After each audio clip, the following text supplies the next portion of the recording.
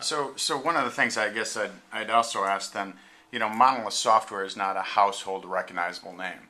So it sounds like there were a lot of capabilities that are software provided, but can you talk through this concept of, selling to your bosses, we need to buy this software from a company no one's ever heard of? The interesting thing about Oracle is that purchasing acts at a couple of different levels. The first is that when you convince your management, when you want to make a change to a new product from a management perspective, you need to demonstrate a couple things. One is return on investment, and we want to get our return on investment as quickly as possible.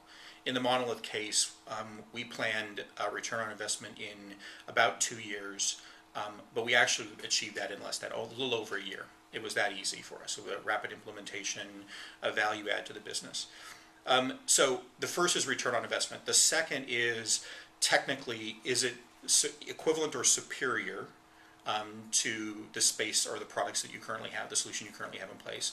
And the third is it going to reduce your complexity? Is it going to make it easier to manage or do something so that you can do more, right? Can you expand the functionality?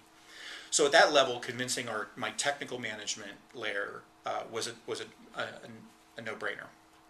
Then we move into the procurement cycle, and the procurement cycle starts asking questions: how big is the company? We've never heard of these people before. Is this the right solution? And in the end, we made the decision from a business perspective that despite Monolith's size and the fact that it wasn't a household name, we did a technical evaluation. It was to scale, and we determined that it was the best solution on the market.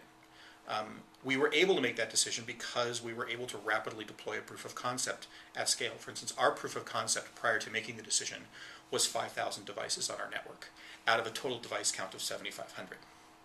So we were essentially 2/3 of the way there. It took us about 2.5 months to put that proof of concept together, and we actually put the proof of concept together with no help from Monolith. It was that simple. Mm-hmm. So we felt pretty comfortable that even though Monolith's a relatively young company, the technology was robust enough, the product was robust enough for us to be able to do the implementation in very quick fashion and maintain it quite easily. And that was the ultimate in decision-making capability, right? Which our factor, which is we went back to procurement and said, yes, I understand they're a small company, but this is the right solution, and these are the reasons why.